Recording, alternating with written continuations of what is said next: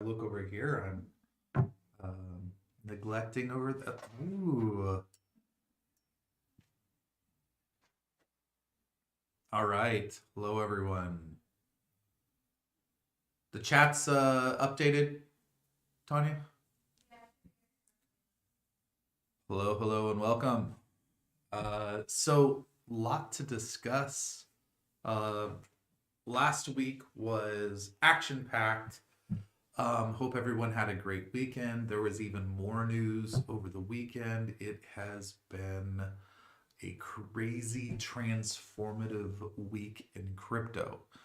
I'm going to go over what that means for Anubit, what it means for the industry as a whole, where we go from here.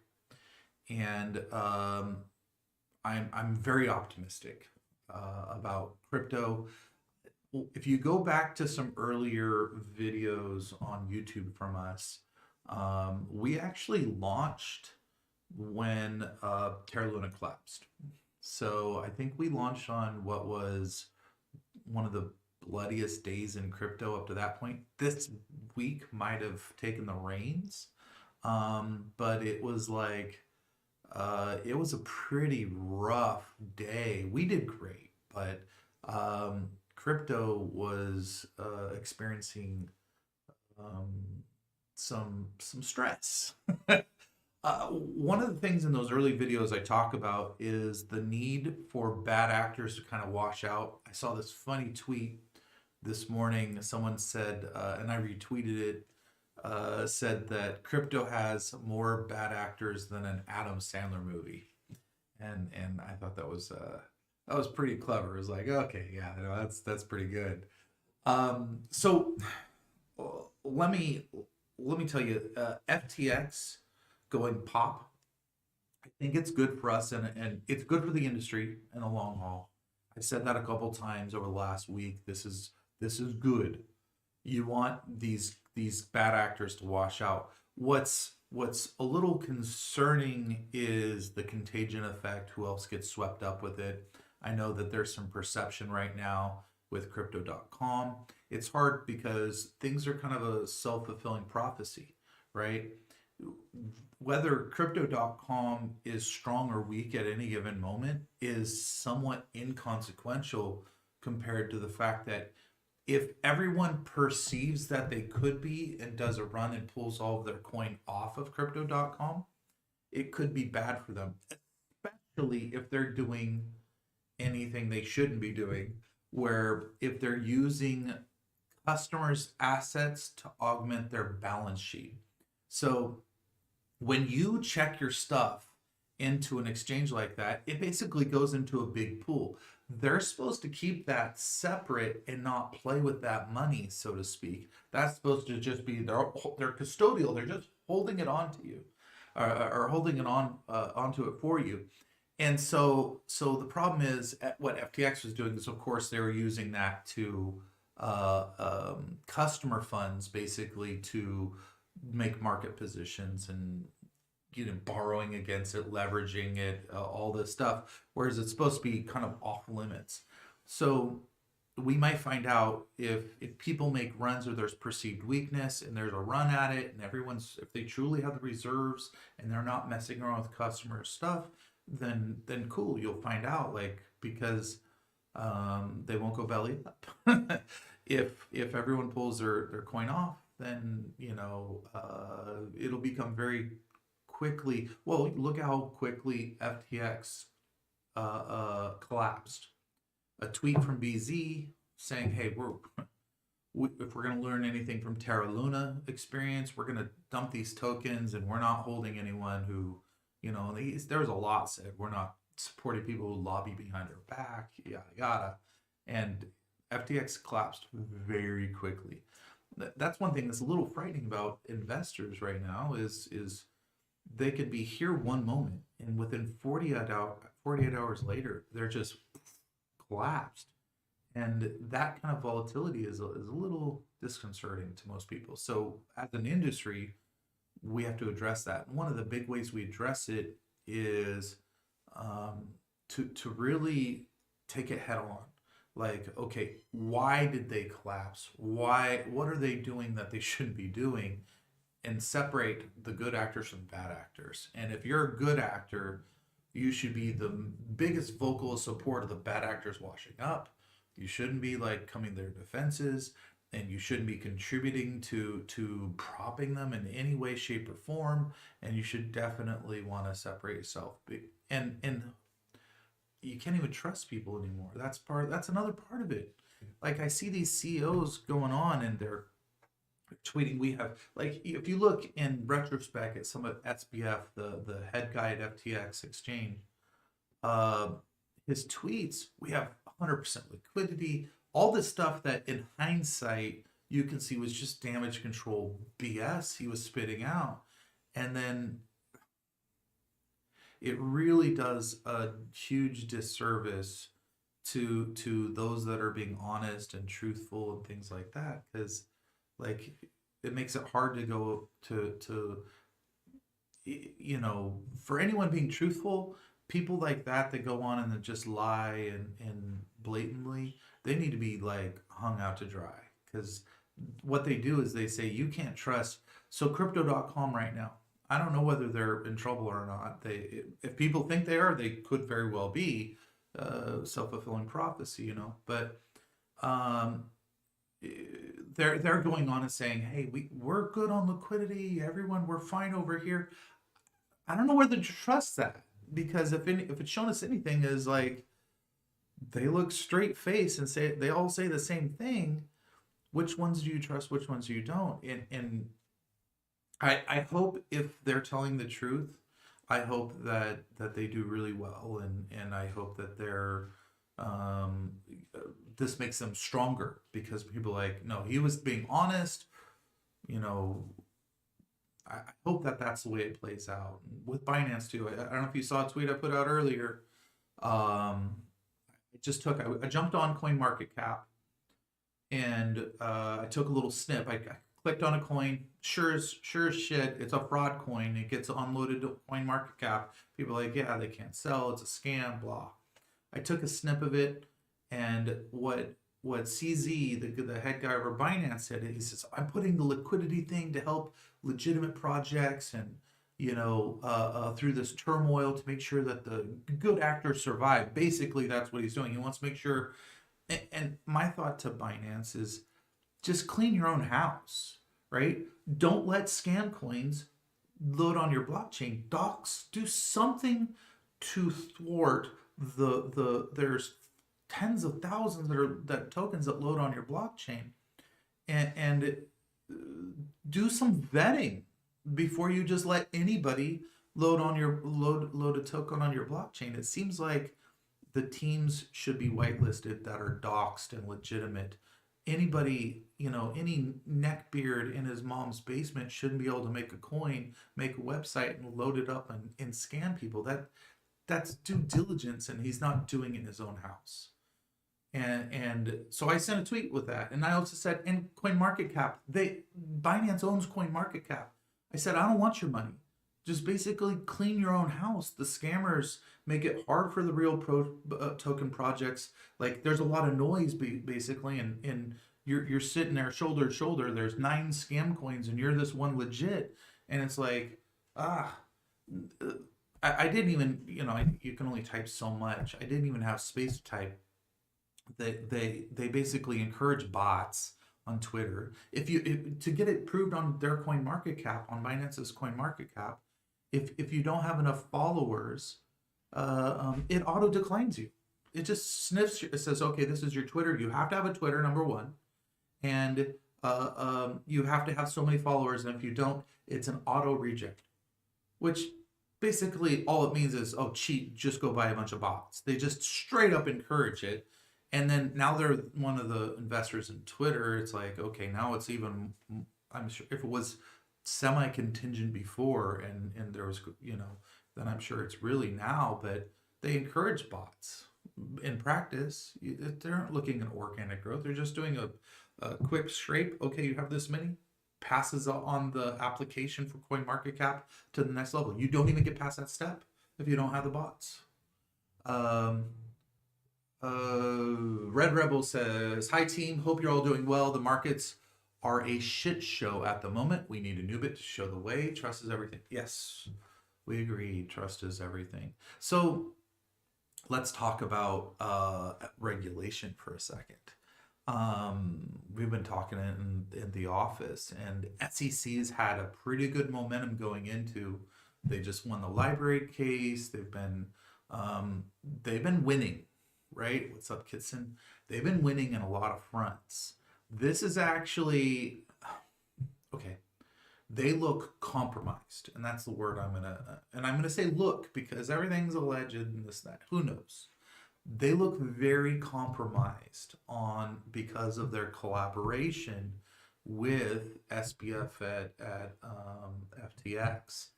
And like cancer, anything SBF touched, the Sam Brinkman-Fried touched, is potentially compromised. And since he was collaborating with Gary Gensler at the SEC, I think it puts them on their heels a little bit.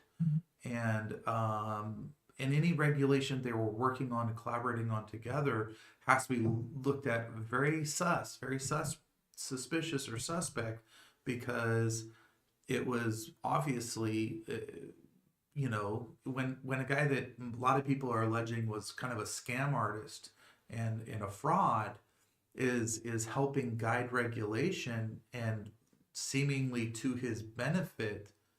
That's kind of it's a little concerning, and I'm sure that whatever high horse Gary Gensler and the SEC and whatever momentum they had might be thwarted a little bit going into this, because they do appear to be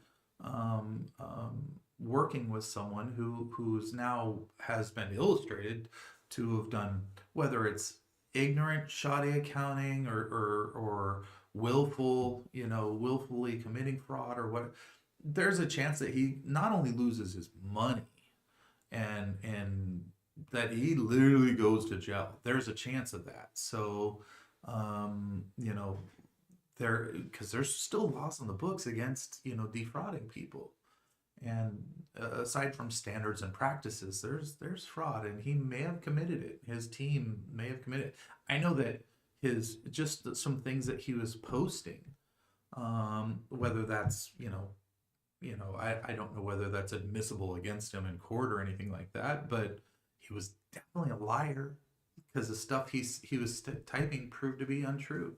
Should be worried about, Kitson says, should be worried about the price. You guys seem pretty calm about recent events.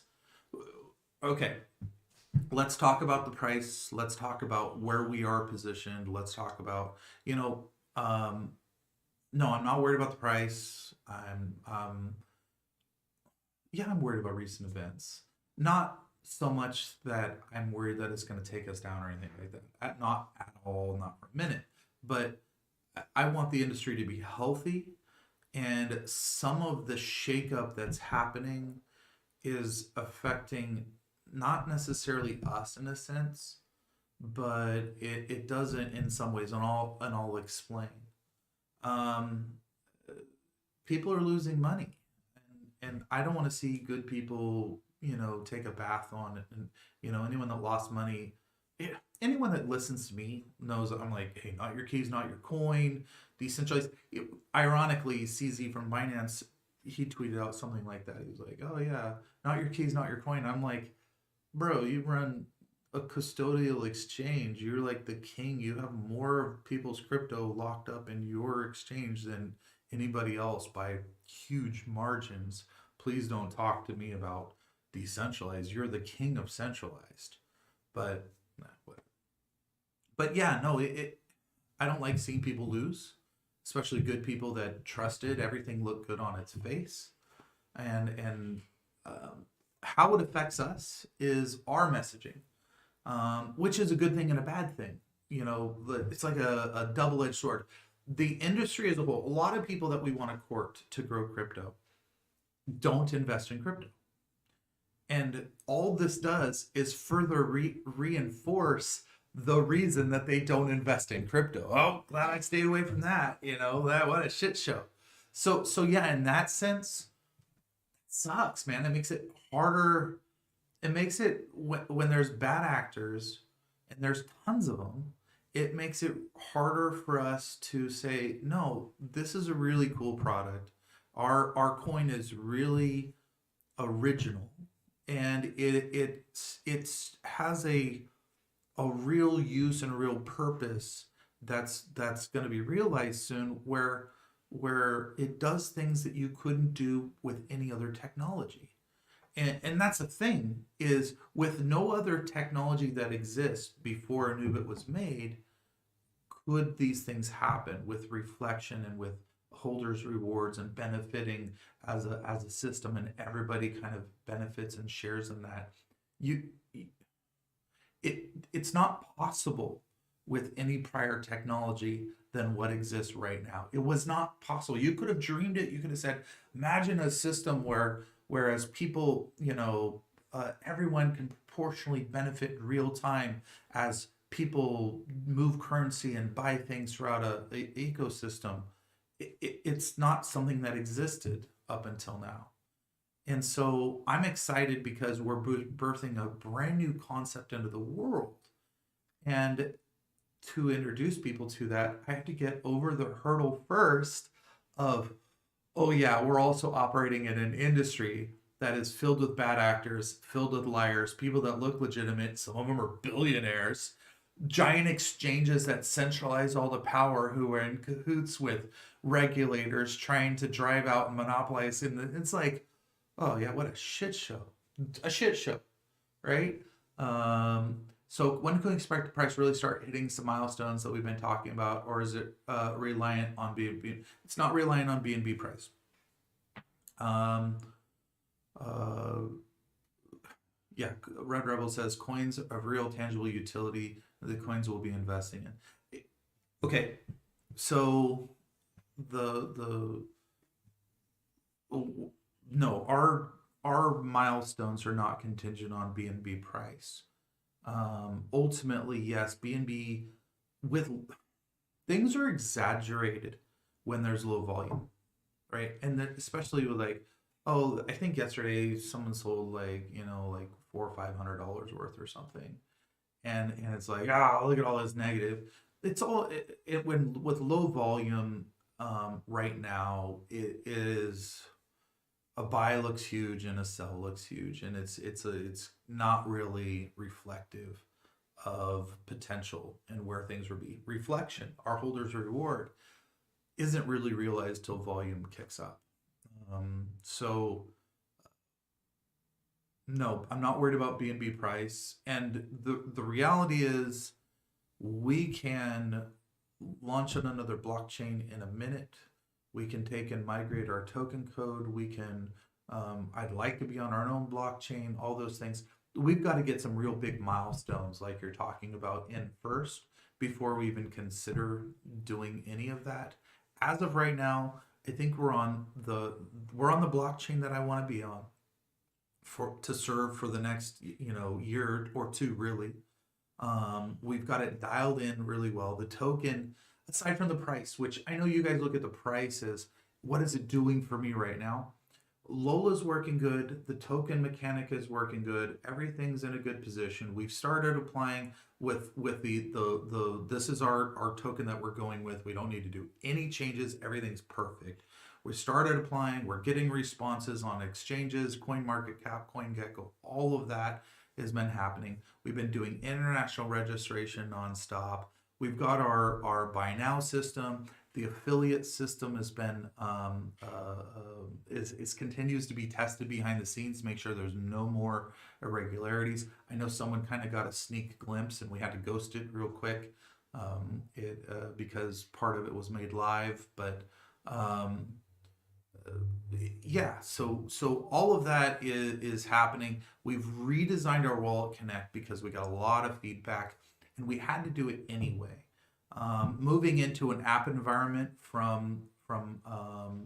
we wanted our Wallet Connect features to be much more simplified and universal to plug into mobile, web app, native app.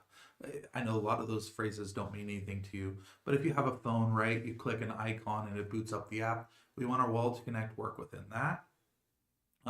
If you just open up a web page, we want it to work on whether you're using a Mac or a PC, whether you're using Firefox, Chrome, Safari, doesn't matter, Android or iPhone. And so this way, whether you're using opening up a web page on your phone, clicking on and loading an app or an icon on your phone that boots it, or using any type of desktop or Mac, it's very universal. So we made that change now. It was something that our first version of Wallet Connect did okay, and we've had people purchase through our direct buy option. But with that said, it's like, we're like, okay, when do we want to do this? Let's do it right frickin' now. Because number one, we're getting complaints of people saying it's still too difficult, which I'm like, I don't know how much easier we can do it. And then the second thing is, well, we're going to be moving quickly into the ecosystem at a rate that's going to really surprise people with how our ecosystem, our customer and merchant apps interact when you want to go to a burger joint and pay with Anubits. Um, that's moving very, very, very quickly. And so we're like, oh crap, we better have the Wallet Connect feature ready to go within it. So can we expect, Kitson says, okay, so can we expect the coin price to stay low for the near future? I think we'd be lying to ourselves if we didn't think people were worried about the price currently. My number one goal with us is to bring on holders. The hardest challenge in an industry going through what it's going through at this exact moment is bringing on holders. However, I do think that, okay, people have money that they want to grow and invest. And I think that all we're lacking is visibility. So my goal when I come in through the day and when I leave at night is really one thing. It's what can I do today to increase our visibility? And that is listing.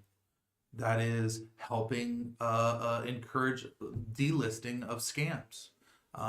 So if we're on CoinMarketCap, I'm going to be lobbying so hard to get scams off, so that to eliminate some of that noise that we're surrounded by. Exchanges, we're going to be on exchanges soon, which is nice. That's going to give us not FTX, although we had applied and it looked like strong until pop. Yeah. So yeah, we're not going on FTX exchange, FTX US. But so that's something that's going to be coming to fruition. We are going to be doing. I'm going into a radio station and doing interviews, and to talk about what's going on in crypto right now, and making the public more aware. We have to earn people's trust, especially like if we thought we had to earn it before, now even more so. Like now we really got to earn people's trust. So yeah. So we're gonna be doing all of that. The affiliate program's also launching. We have another system that's launching that I haven't told you guys about. We're not ready to until it's ready, which is 100% geared towards, and I think there's a network of 14,000 people that, are going to be, it's going to be a big boost to our holder count. So, which will be nice. And that's going to be coming out very, very soon as well. They've been working. I'm not allowed to talk about it until we're ready to go. So yeah, so here's the thing. Market position. We've touted from the beginning, not your keys, not your coin. We are designing our systems to be what's called decentralized and non-custodial. Why does our Wallet Connect feature matter? It allows the user to be custodial of their crypto, to have it in their personal wallet, and to have it decentralized from us.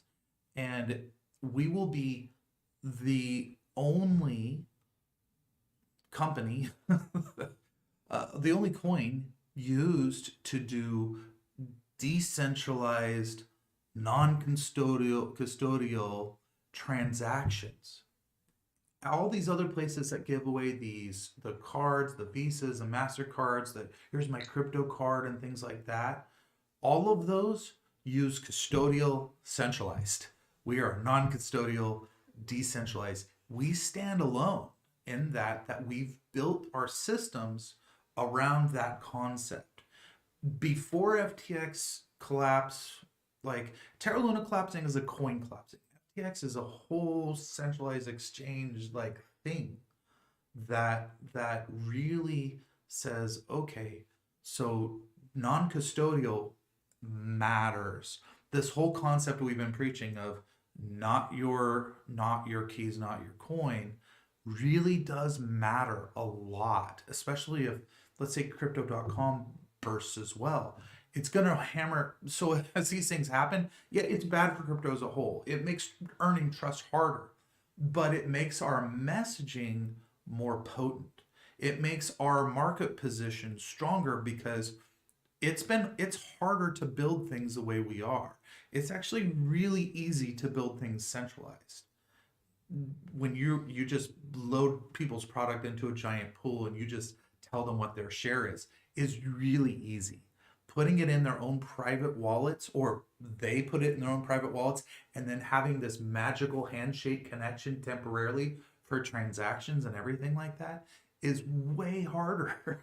We took the long route for a good reason because, well, we weren't, psychic. We didn't have a crystal ball. We just did it because it's what we would want. I don't want to have to trust anyone with my coin.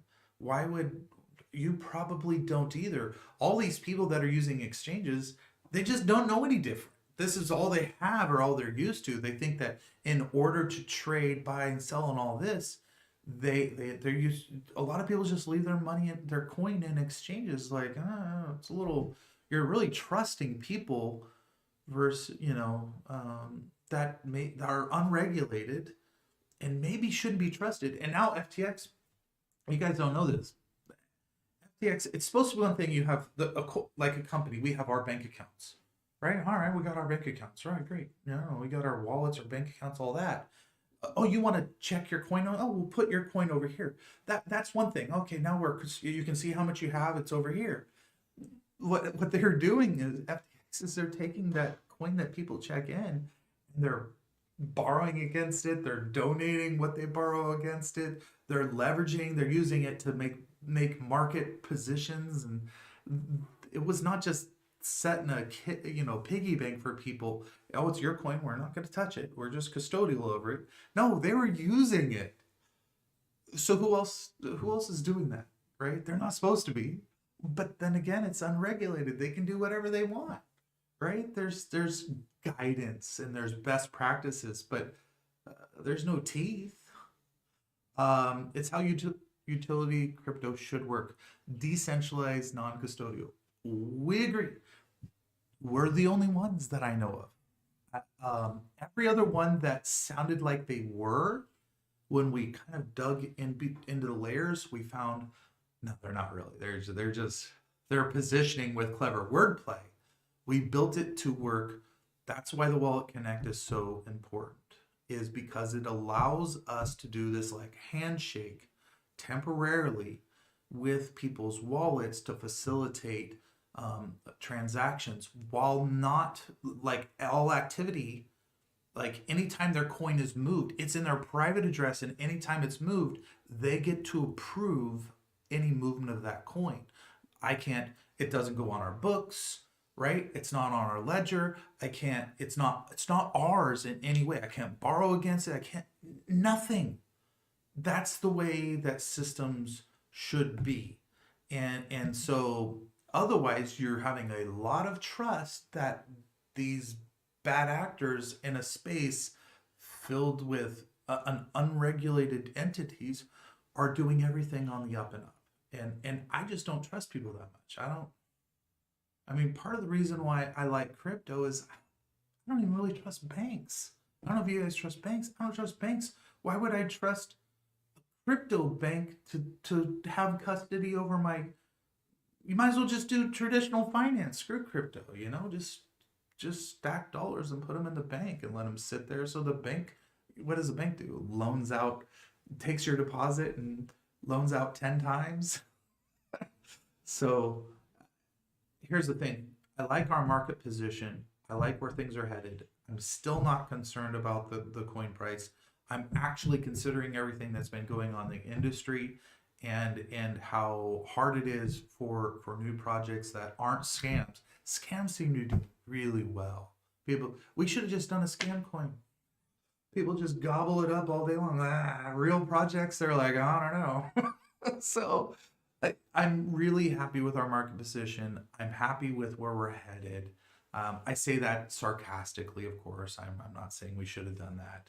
That was sarcasm. In case you're slow in the head or something like that, that was sarcasm. I love what we're doing. I love where we're going, and I'm very excited for where crypto is going, and I feel like these are necessary pains.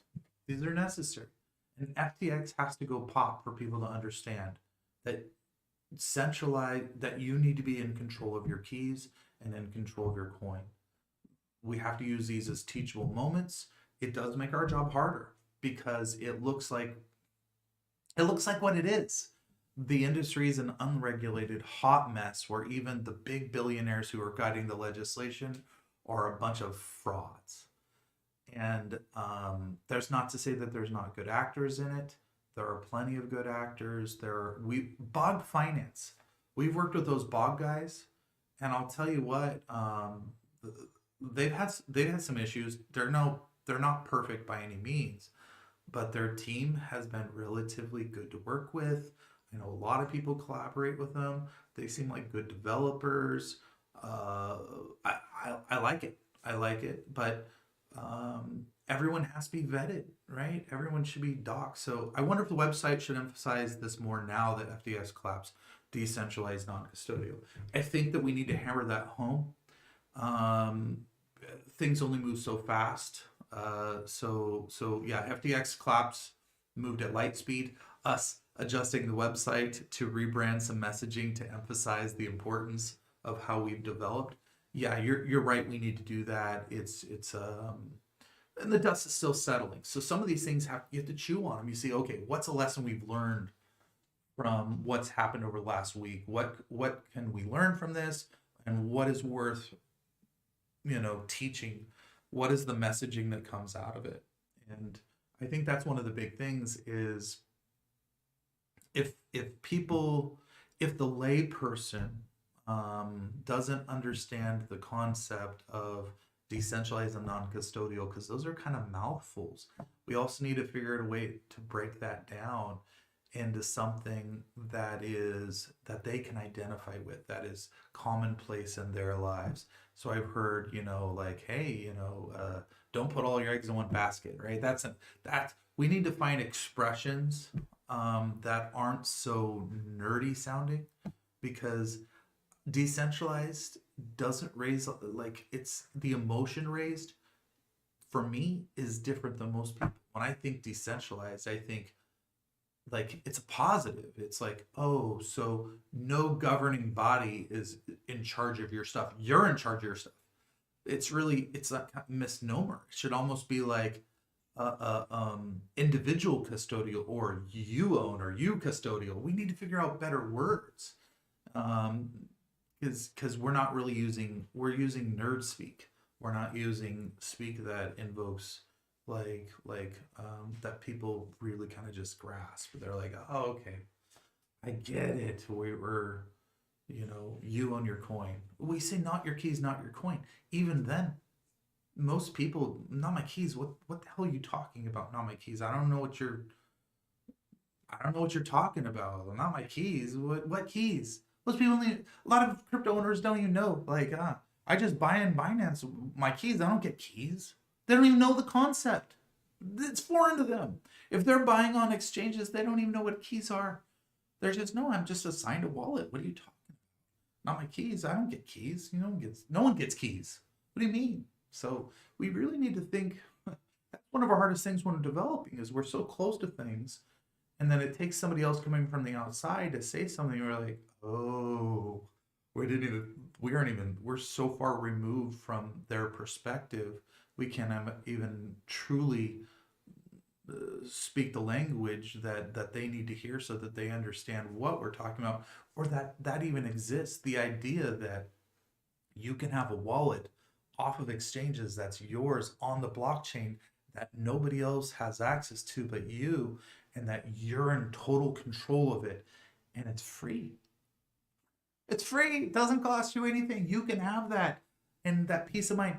And it can be a hot wallet or a cold wallet. And that's so far removed from what most people log in the exchange that buy, sell, and trade right there. And that's the beginning and end of the whole life cycle of what they do. So, yeah, I think that's something that we're going to be doing. Frame it as a solution, how to avoid an FTX. Put it in a context. FTX proof.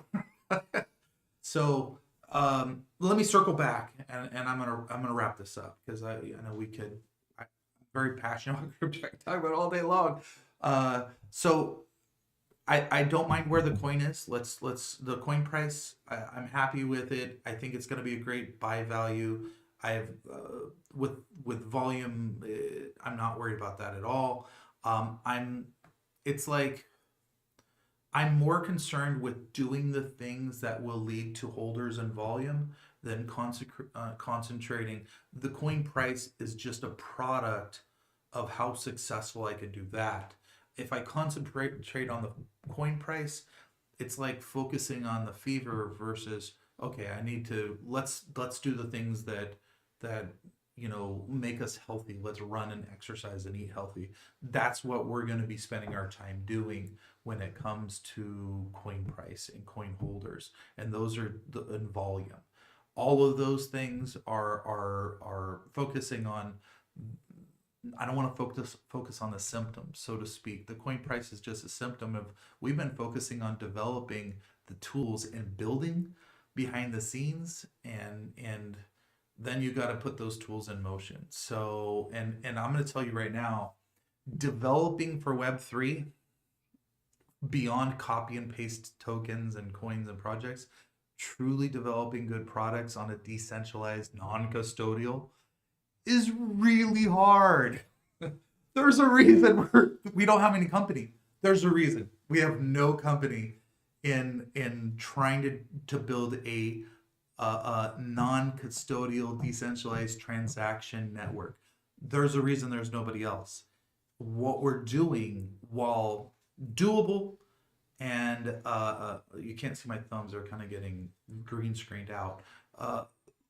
While everything is completely doable and we're making huge progress, it is we can't lean on others. Like what you guys may or may not know is people license code from everybody and pool, and nobody reinvents the wheel, and most people are borrowing on other people. We're having to build so much from the ground up, from scratch. Anywhere we can borrow, you bet your ass we do. But because there's nobody in the space, we've got a niche where we're the only ones in the space. So it's like, oh well, this will be easy. We'll just go grab. Oh, there's nothing to grab. Oh crap. So so right now, here's the thing.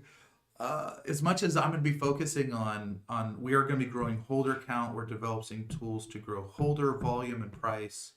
Um, the best use of our time is not swimming upstream in a bear market. And I really want to say that again. The best use of our time when the tide's rolling out isn't swimming against it while it's rolling out.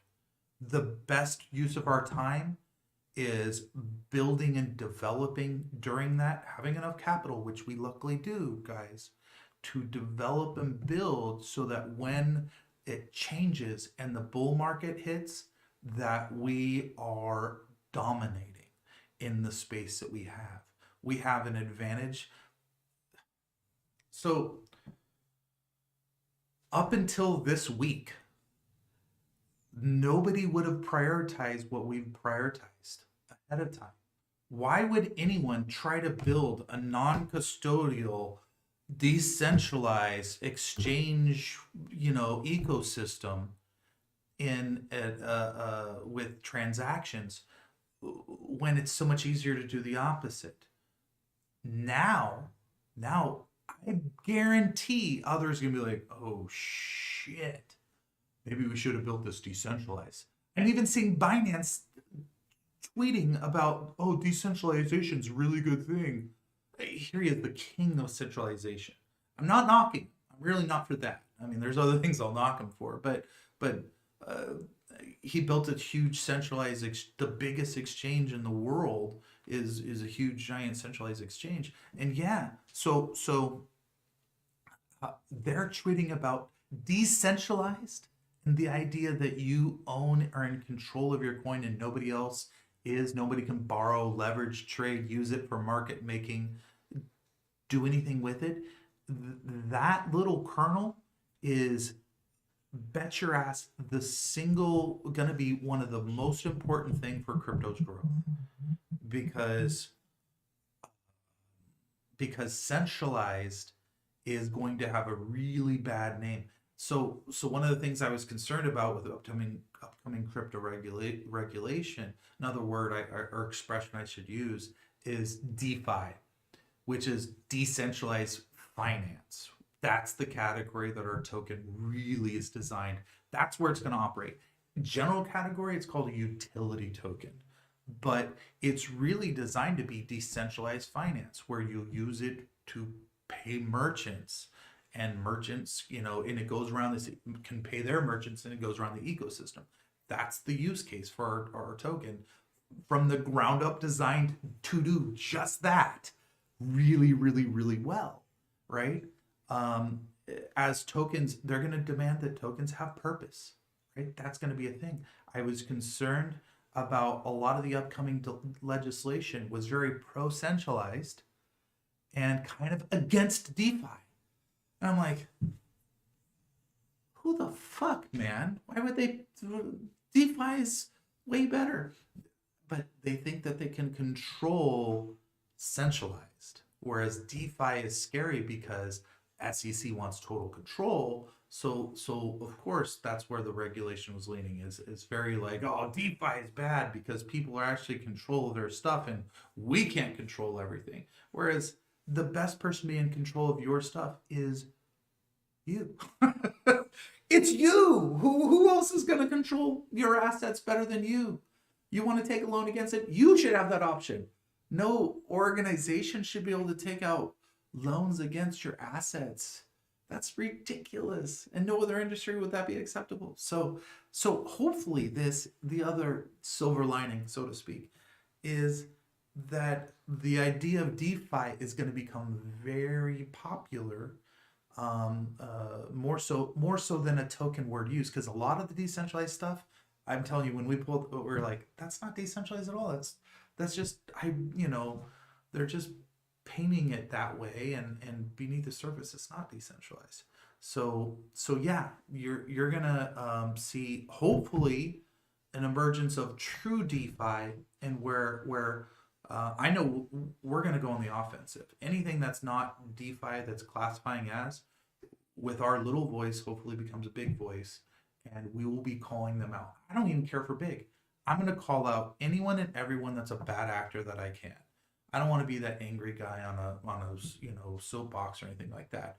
But I would rather do the behavior that is consistent and people can look back over the years and say, you know what, whether big or small, they said the same message.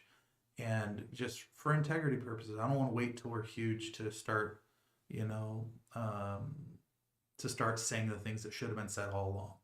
And so DeFi is going to be important. I think this is a really, really good push that way to show the problems with it. We're going to be changing, I think your suggestion, we already talked about it on the website, to really kind of break down what decentralized finance and what non-custodial means for the average person, and describe that in a way that they can identify. We just really have to come up with better words. It's kind of like that's there's whole meetings about words, guys, because they really matter. They do. How you communicate with the public, especially those that are looking at crypto right now, becomes increasingly like important. We're just talking to you guys, it's much easier. Industry, or the potential market at large, we can't use such nerdy expressions. We got to use things that people get. All right, I'm gonna end there. Angelina, I don't know if you want to. For those of you who joined us on, we've been doing. I've been trying to look back and forth here. I think I've been looking more over there, more over here. If I've been looking away, I'm sorry. I'm terrible at this. Doing the best I can. Hopefully my words transcend my delivery. But other than that, guys, appreciate you joining. I did want to touch base because you guys are looking at the market going, what the hell? You're looking at our coin price. You're looking at, we're going to focus on building as much as possible. My job is looking at things that grow price, holders, and volume. I've got some other people that help out with that as well, but that's my primary goal. And when I wake up to when I go to sleep. And so that's where our headspace is at. Most of the team, though, we're growing during the bear. We're building during the bear. And it is, I think it's the right decision. If you disagree with us, let us know on Telegram, let us know on Twitter, tell us, hey, please do this different. And I'll tell you, we listen. I won't always say we don't agree with everything. It is what it is. In-house here, we don't always agree on everything. But we will do our best to consider anything you guys bring to us. There's a reason we're very front facing. I'm on camera. We're here on Telegram all the time. Is we don't operate in the dark. Part of what I told Binance was, hey, how about vetted doxed teams is a requirement to go on CoinMarketCap and to load a project on a blockchain. How about nobody is allowed to load a token onto your blockchain unless they're vetted and doxed? Imagine that because it took me like 5 minutes no, not even 5 minutes, like 2 minutes to get a snip out a scam coin that was just recently loaded on CoinMarketCap and make a tweet showing can't sell, scam, bullshit. It's like the status quo for them, and it's because they apparently they don't properly dox. And in this, you should not be able to hide behind the shadows. There's still going to be an SBF who's a lying piece of allegedly a lying piece of shit that lies to everybody's faces, right? Right? You still have that potential, but at least they're going. You know who to have ire against, because there has to be accountability. And people should not, tokens where it's some guy that,